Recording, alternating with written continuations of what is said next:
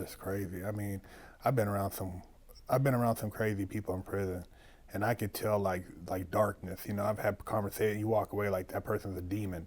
You know, you could see it, but damn, that's crazy. I mean, to go through that, and then you know, when you hear these stories of women who are survived that, then you know you have no idea. Then you see this guy, and he's, you know, got these other kids with Nobody his would call the women. police because they was all afraid of him. Even That's his own mother was afraid of him. Everybody was afraid of him. And then at one point, I got unafraid of him, and I started shooting back at him. We went through a period that we was doing stuff to each other. Then I got to a point where I consumed his power and knew how to use the power against him. So if you did something to me, I would sick him on you. You know, so That's crazy. yeah. Wow. So, you know, it was like a full circle of chaos from my 20s, young 20, 19, 20, till I turned like 30. And it sounded like he was doing the same thing to young girls, because the girl he said was 16 and he was older than her, and obviously he was doing her, grooming her the same way. Probably so. More than likely, yes. Yeah. Wow. More than likely. So, you know, once you called the Women's Jewish League, how were they able to I got help help. you? Okay. Oh, yeah. National Council of Jewish Women. They told me to come down immediately. I had to get it because I was getting evicted, so I had to move all my little stuff that I had out, and it was pouring down raining. My mother wasn't very helpful because she said, because I left Jehovah, this was your punishment. My sister was kind of helpful, but National Council of Jewish Women gave me the money for me to get my first little apartment. And guess what? It ended up being right back on 10th Ave and 21st. And I met another one of my friends that I knew from back in the day. She introduced me to a really good guy who owned a salon called SOS Hair Salon on La Brea and 9th Street. So I just told him, hey, I'm a hard worker. I'll come here. I'll answer your phones. I can't pay booth right now. I'll be everybody's assistant. I'll do whatever I need to do so I can be able to afford the apartment and take care of my kids. And so I did that. So get up every day. That schedule was tight. I get there at 8 o'clock in the morning, open the salon, close the salon, clean the salon. I would shampoo everybody's clients. I would answer the phones so I can get the walk-ins. And then my friend Tiffany took me on set with her. I was just like everybody's servant. I was so servant, you know, just so I can get on my feet. And then a friend of mine at the time, MZ was a producer. I braided his hair. He went to this salon, to the studio producing. All the other producers was like, who braided your hair? You know, that started getting my confidence back. And then this guy by the name of Jazz Nixon came in the salon. I didn't know he was Montel Jordan's producer. I just flirted with him and got him to come in my chair. Then he said, can you come to the studio? I was always on time. Then Montel was like, can you braid my hair? He was my first celebrity. And that's when Montel introduced me to Christ. You know, I was telling him a little bit about my story. And then even my first lesson with Montel Jordan, because, you know, he liked to get his hair braided every 3 days, but I had a date. And so I lied to him and said, oh, I got to do something. So the guy took me to a popular spot. And guess who I ended up seeing there? Montel Jordan. Montel just walked up to me and looked at me and said, man, you didn't have to lie. That was my first learning lesson right there. He said, I'm not going to fire you, but don't ever do that again. And don't ever be late. So, you know, but I'm still coming out of hiding this world I came from that nobody knew nothing about, to being this new person, to learn how to take care of myself at the age of 30 with 3 kids. And even when I hired a friend of mine, mother, to watch my kids, because my kids, I'm trying to make them have their first, you know, great Christmas, to buy them a computer. So when computers came out, she was on crack. So she stole my money. I had went and got my gun to go pistol whip my own friend's mama. Reverted back to that old, That's just how messed up I was. Yeah. I didn't realize how messed up I was until really when I started telling my story, talking about it. Because I buried it so much. And then when he went to prison, I didn't talk to him for 20-some years. In fact, I cut off everybody who was any of our associates. I just created a whole new world, a whole new person. a whole new life for me and my kids. And I just never, ever talked about it. And that's how Candy for Hair developed. I worked that hard. I worked from the time I get up, getting the kids to school on time, go to the salon, work for everybody. At nighttime, after the kids go to bed, go to the studio, work from the studio from 12 to 5, call the kids, make sure they up, get them to school, back at the salon. I worked like that for 5 hard years till I became popular. Yeah. And then I found out, then I created a little gum card with my picture on it. When you open it up, it'd be 2 pieces of gum. So I would have a backpack full of them. And that's when I got into the Hollywood scene, and I would give everybody a gum card. Everywhere I went, everybody said Candy for Hair. Then everything I wore had 3 red letters, Candy for Hair. So people thought that was my name. So then everybody started calling me Candy for Hair. Candy for Hair. Yeah. And then, so I just was just building, and, even when I opened my salon, I got to the point where I could open the salon with my tour money for Montel Jordan. I was so successful, the first year I opened, they burned me down. I opened up in 99. Who burned you down? To this day, I don't know. Somebody burned your shop down? I was so successful. The first year I opened up, I worked so hard. I took over. I took 12 people from SOS. No, I took 7. 7 people came from SOS. So the moment Candy for Hair opened, we were popping. We were the new scene, on the block. And I took everybody to Vegas. The first year we were successful. Came back, resting.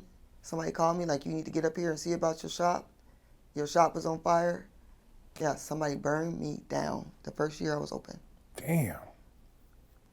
So I just, that was like losing your first child, God. because I had worked You just so got hard. just got stuff going on. I just couldn't get a break. I just felt like I couldn't get a break, So I didn't know who did it. I didn't know if he did it, the business partner who thought I was a weak woman, who thought he was going to just come in my life, and tell me what to do. I was like, that's not going to happen. You don't know who I am. Yeah. And I think to this day, because, when men underestimate women, and they don't see the strength in the women. And to this day, I have that issue when I meet men. They think I'm just this pretty girl, and, oh, she's so cute. But no, I'm probably stronger than you, because I've survived so much, and I never talked about it. Yeah. And even when a couple of years ago, right before the pandemic, my son, I didn't even know my son was in communications with his father. And he finally told me, and I was in a meeting, he called me, like, what you doing? He clicked them in. So I was like, what's up? And he was like, what's up, Candy? I said, well, I knew this day was going to happen one day, so what's going on? And I even tried to come to terms that I could be okay talking to him. And so I tried to have a friendship, but the kids are grown now. Yeah. And I didn't really want to rehash nothing that happened, but all that's the shit you did to me and we did to each other. We did stuff to each other, I wasn't always the perfect wife either, you know what I'm saying? But it's how he groomed me to be, And even when he realized he turned me into a monster, he called my best friend and cried. Because I was a good girl. I was really a good girl. But after he monsterized me, and I started jumping out the bush with a gun trying to doing something back to him. Yeah. Throwing, he come in and he didn't know if I had a gun in my pocket. I was like, where you been? You better be truthful. He didn't know because I got a little gun. He didn't know if I had a gun in my pocket. One time I chased him down with another girl, and Kurt pinned him. I could have killed both of them, but my baby started crying in the back seat. So I said, "What am I doing?" So I've always been at that line of almost snapping over or crossing over and ruining my life. But God has always had that, like, what are you doing? Yeah.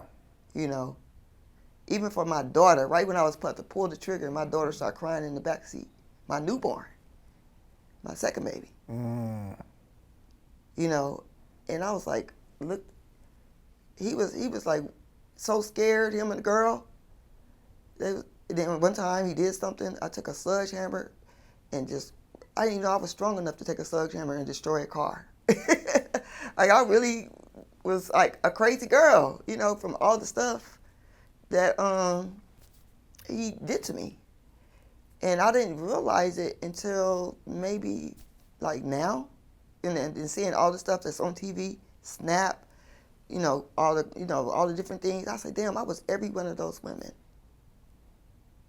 Well, when you start talking about it too, it releases certain forms of trauma. Like it kind of comes out, so you can kind of like move beyond it. Because I know, like when I started talking about stuff, and then I really thought about like, man, it's almost like therapy, self-therapy. Even when I went to National Council of Jewish Women, and we had therapy, I had to go there for therapy. And I met these group of women that were all married to like high judges and high attorneys and high lawyers in California. These are all Jewish, Persian, Armenian, women of power. And they was going through the same type of abuse that I was going through. And I would sit and listen to their stories. I said, shit, ain't nothing wrong with me. Yeah. I said, he's in jail. That's another time when it clicked. My abuser is gone. And these women are still living it. These women were still living it.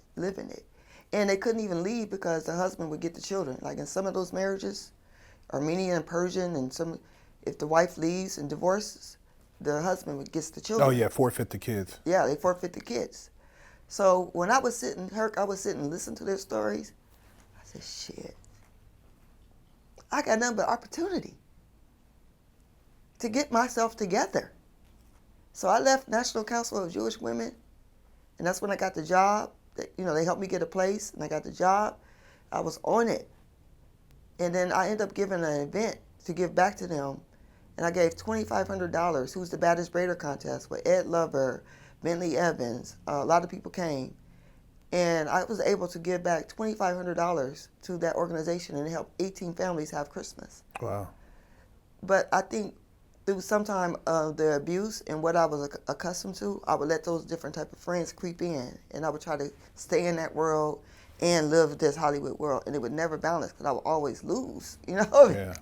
Some type of way I would still get in trouble. I was trying to, I never really had full faith that I could do this without having a street person in my life. And I would every time I would try to do that street stuff, guess who would go to jail?